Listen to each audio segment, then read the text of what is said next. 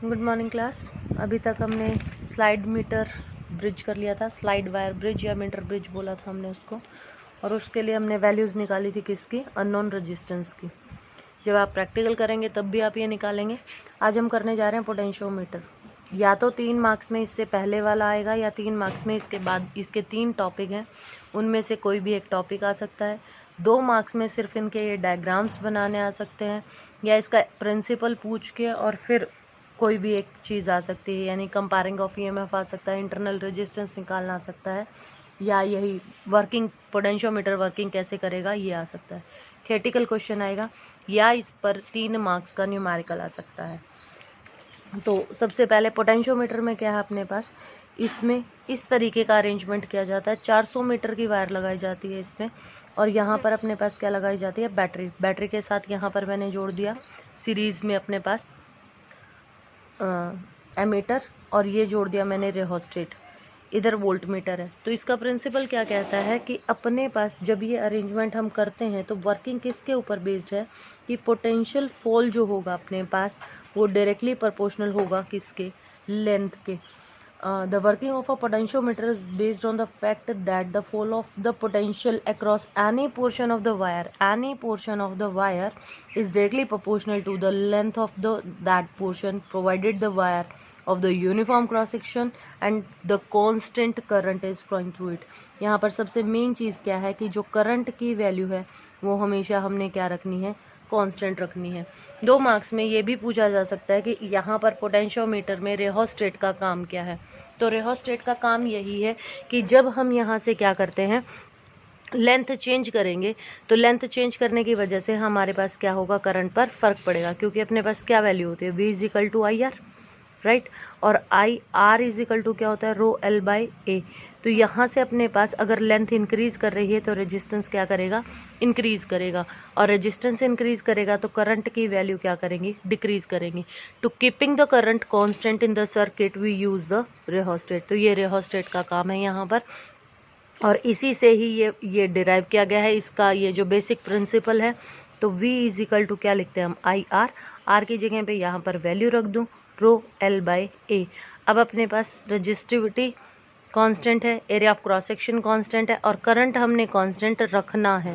तो यानी कि यहाँ से अपने पास ये जो टोटल है ये क्या आ गया, constant, that V is directly proportional to L। और इसी प्रिंसिपल पर अपने पास पोटेंशियोमीटर हमेशा क्या करता है, काम करेगा। ठीक है।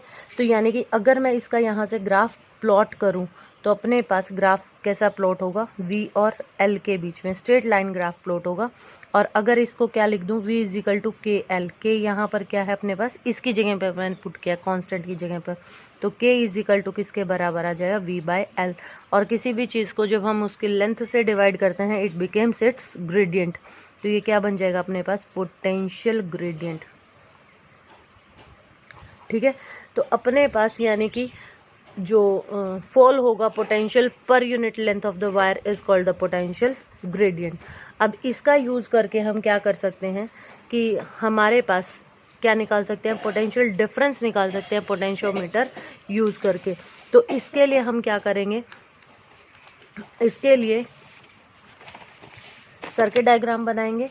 इसमें भी अपने पास क्या है, वही फिर से कि यहाँ पर मैंने एक बैटरी लगा दी जिसका ईएमएफ मान लिया मैंने कितना है, E। यहाँ मैंने एमीटर लगाया, एमीटर के बाद रेजिस्टेंस बॉक्स लगाया जिसकी हेल्प से हम सर्किट में करंट फ्लो करवाएंगे। और यहाँ पर ये पोटेंशियोमीटर, अब ये 400 मीटर की जो वायर है, यहाँ पर मैं एक सीधी वायर दिखा रही हूँ सिर्फ आपको। तो ये हो गया अपने पास पॉइंट B, ये हो गया पॉइंट A, और इसके साथ एक ऑक्सिलरी सर्किट लगाएंगे। ऑक्सिलरी सर्किट का मतलब क्या होता है अपने पास, एक्स्ट्रा सर्किट। तो इसके साथ यहाँ पर अपने पास ये एक और रेजिस्टेंस ले लिया जिसको मैंने नाम दे दिया R1, और यहाँ पर एक बैटरी लगाई। इस सर्किट को बोलते हैं ऑक्सिलरी सर्किट की K1, और इसको ज्वाइन कर दिया यहाँ पर, और यहाँ लगाया मैंने गैल्वेनोमीटर, और उसके बाद हमने ले ली क्या, नल डिफ्लेक्शन ले लेंगे यहाँ से, और ये हो गई अपने पास जो कि। तो इसमें क्या करेंगे हम, सबसे पहले तो मैं क्या करूँ, ये जो की है इसके की को नाम दे दिया मैंने क्या, के। तो सबसे पहले हम क्या करेंगे, जो बैटरी EMF E की है उसको कनेक्ट कर देंगे सीरीज़ में। ये जब हमने कनेक्ट किया तो इस की के को मैं अगर क्लोज कर दूं तो अपने पास जो पोटेंशियल फोल होगा यहाँ पर, मान लिया कि मैंने वो किसी लेंथ L पर आया, ठीक है।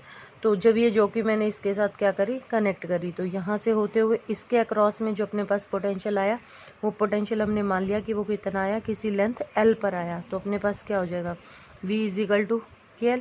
अब इंटरनल रेजिस्टेंस भी है अपने पास R, हमने स्मॉल r अब मैं यहाँ पर मान लूँ अपने पास क्या है, resistance of potentiometer wire of length L। इस L लेंथ का ये क्या है अपने पास, रेजिस्टेंस है।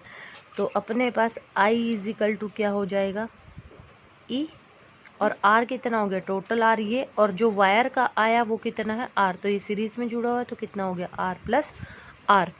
अब पोटेंशियल ड्रॉप कितना हो जाएगा, पोटेंशियल ड्रॉप अगर यहाँ से निकालूं तो V = अक्रॉस द वायर कितना हो गया, ये, ठीक है।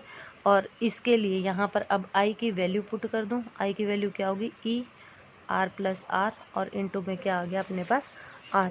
अब फिर से वही potential gradient per unit length, तो क्या था अपने पास, V/L। टोटल लेंथ थी अपने पास यहाँ पर, वहाँ पर हमने जो L लेंथ ली थी, अगर यहाँ पर हम कैपिटल L से, यहाँ मैंने स्मॉल l से डिनोट की थी, अगर यहाँ पर अब मैं कैपिटल L से डिनोट कर रही हूँ ये लेंथ, तो यहाँ पर भी क्या कर देंगे, कैपिटल L से डिनोट कर देंगे। V की वैल्यू है अपने पास ये, यहाँ पर ये वैल्यू पुट कर दो, तो E R + R, और क्या हो गई, R/L। तो ये तो आ गई पर यूनिट लेंथ अपने पास।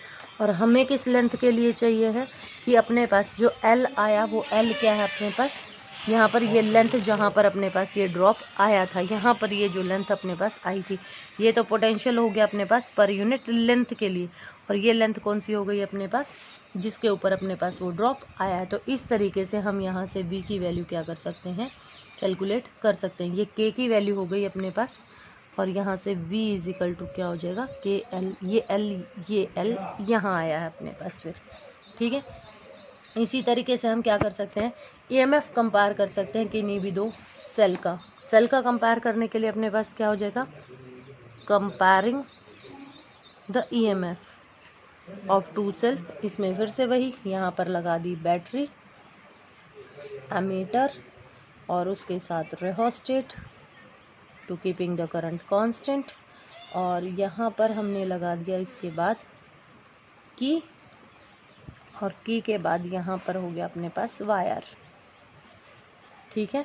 और इसके साथ यहाँ से मैंने कनेक्ट कर दिए अब 2 सेल जिनका EMF मुझे क्या करना है, कंपेयर करना है। तो ये हो गया अपने पास, इससे जो निकला वो हो गया, इसको नाम दे दे फर्स्ट और इसको नाम दे दे सेकंड, और ये हो गया अपने पास थर्ड जिसके साथ गैल्वेनोमीटर है, और यहाँ पर क्या हो गई अपने पास, जो की हो गई। तो सबसे पहले तो मैं क्या करूँ, इस 3 और 1 को कनेक्ट कर दूँ, तो अपने पास सर्किट में जुड़ गया ये वाला, और इसका EMF को नाम दे दूँ कितना है, E1, और इसके EMF को नाम दे दूँ कितना है, E2। तो पहले फर्स्ट वाला जोड़ा तो अपने पास जो वैल्यू आएगी वो कितनी वैल्यू आ जाएगी, E1, और मान लिया किसी लेंथ L1 पर इसका क्या आया अपने पास, नल पॉइंट आया। सिमिलरली अब मैं क्या करूं, सेकंड वाले को जोड़ दूं, फर्स्ट को हटा दूं, सेकंड को जोड़ दूं, और इसका नल पॉइंट किस पर आ गया, सेकंड पर आ गया। ये हो गया फर्स्ट, ये हो गया सेकंड इक्वेशन। ऑन डिवाइडिंग तो E/this KL1/KL2, K कांस्टेंट रहेगा क्योंकि सेम वायर के लिए कर रहे हैं, K से K कट जाएगा, तो E1/E2 की वैल्यू यानी कि यहाँ से EMF कंपेयर हो जाएगा on the comparison of its length. तो इस तरीके से हम इस एक्सपेरिमेंट में क्या निकाल सकते हैं, वैल्यूज़ निकाल सकते हैं। इस एक्सपेरिमेंट को करते हुए हमने, जब आप ये एक्सपेरिमेंट करेंगे लैब में, तो आपको क्या किस किस बात का ध्यान रखना है, जो करंट है पोटेंशियोमीटर वायर में वो हमेशा क्या होना चाहिए, जो ड्राइविंग सेल है अपने पास, ये जो जिस सेल से ये चल रहा है, इस सेल का जो EMF है वो हमेशा कांस्टेंट रहना चाहिए ड्यूरिंग द एक्सपेरिमेंट। अगर ये वैल्यूज़ चेंज होंगी तो इनकी वैल्यूज़ भी अपने पास क्या हो जाएंगी, चेंज हो जाएंगी। और जो कि जो है अपने पास वो इसके ऊपर रब नहीं करेंगे क्योंकि ये बहुत पतली वायर होती है, इसकी वजह से इसका एरिया ऑफ क्रॉस सेक्शन क्या हो जाएगा, चेंज हो जाएगा।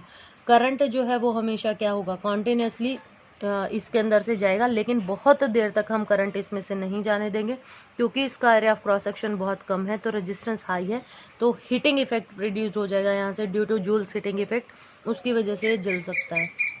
और अपने पास जो ड्राइविंग सेल है उसका ईएमएफ हमेशा इन सेल से ग्रेटर होगा, नहीं तो अदरवाइज करंट उल्टा जाने लग जाएगा। जो मैंने आपको कंडीशन बताई थी कि जैसे अपने पास इन्वर्टर की बैटरी जो चार्ज होती है उस तरीके से अपने पास ये क्या करेंगे, काम करने लग जाएंगे। और जो पॉजिटिव टर्मिनल है सेल का, यानी कि इसका और इसका, ये सारे के सारे अपने पास क्या होंगे, एक ही पॉइंट से जुड़ने चाहिए। अदरवाइज अगर आप इनको उल्टा करके जोड़ देंगे कि यहाँ से इन सेल्स को इधर जोड़ देंगे और ये यहाँ जोड़ दिया, तो कभी भी आपके पास नल पॉइंट आएगा ही नहीं इसमें, और ना ही आपके पास वो लेंथ आएंगे जिसके ऊपर आप नल पॉइंट निकालेंगे।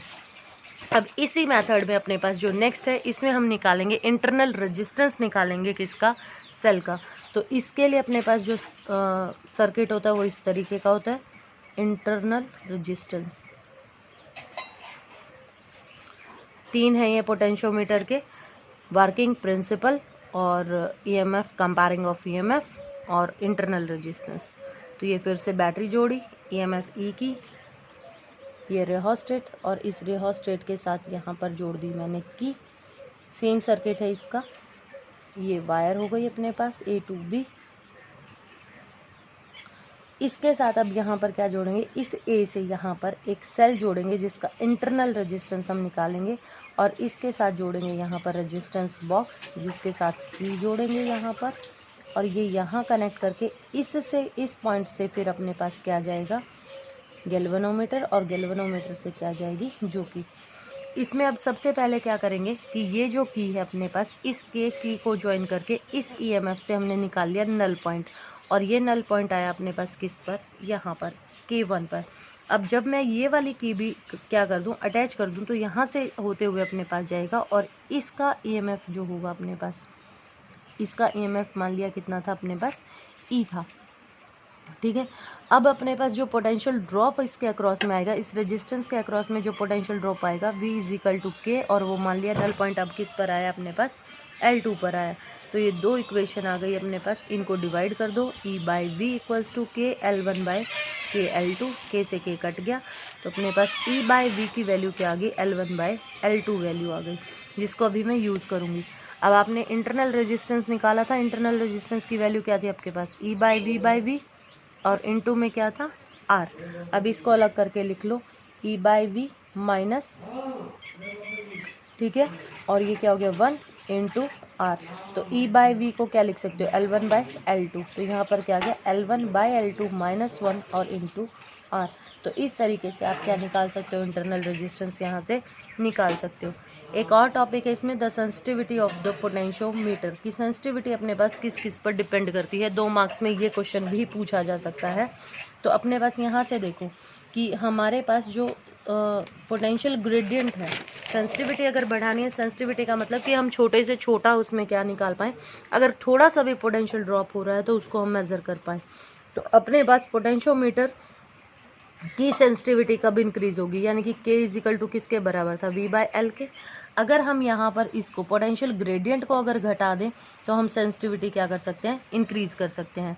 Length of wire V = KL था, लेंथ ऑफ वायर बढ़ा दें तो भी हम सेंसिटिविटी क्या कर सकते हैं, इंक्रीज कर सकते हैं। अगर हम इसको कांस्टेंट करके इसको घटा दें तो भी हम सेंसिटिविटी क्या कर सकते हैं, इंक्रीज कर सकते हैं। Decreasing by reducing the current, current की वैल्यूज़ को कम लेकर के भी हम क्या कर सकते हैं, वैल्यूज़ बढ़ा सकते हैं, क्योंकि पोटेंशियोमीटर में अगर रेजिस्टेंस कम करेंगे तो अपने पास रेजिस्टेंस क्या करेगा, इंक्रीज करेगा, और उसको हम बढ़ा सकते हैं with the help of the rheostat. अब यहाँ पर देखो कि पोटेंशियोमीटर को अपने 3 तरीके से यूज़ कर दिया। तो वोल्ट मीटर और इसमें सीधा सीधा एक तो डिफरेंस यही आ गया कि वोल्ट मीटर जो है अपने पास वो सिर्फ और सिर्फ अपने पास क्या नापता है, ईएमएफ नापता है, अप्रॉक्सीमेट वैल्यू नापता है। और जबकि क्योंकि इसकी सेंसिटिविटी ज़्यादा होती है तो ये एक्यूरेट वैल्यूज़ हमारे पास क्या करता है, लेकर के आता है।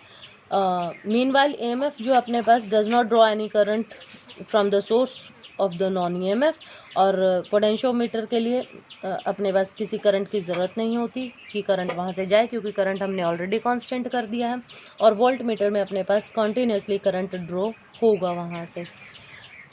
ईएमएफ जो है अपने पास यानी कि पोटेंशियोमीटर है, while measuring the EMF the resistance of the potentiometer became infinite values हो जाती हैं इसकी, और वहाँ पर रेजिस्टेंस में अपने पास फाइनाइट वैल्यू होती हैं लेकिन वैल्यूज़ हाई होती हैं। पोटेंशियोमीटर हाईली सेंसिटिव होता है, वोल्टमीटर लो सेंसिटिव होता है। पोटेंशियोमीटर नल डिफ्लेक्शन पर है, वो डिफ्लेक्शन मेथड पर है। और पोटेंशियोमीटर बहुत सारी चीज़ों के लिए यूज़ किया जा सकता है, जैसे इंटरनल रेजिस्टेंस को मेज़र कर रहे हैं हम, ईएमएफ कंपेयर कर रहे हैं।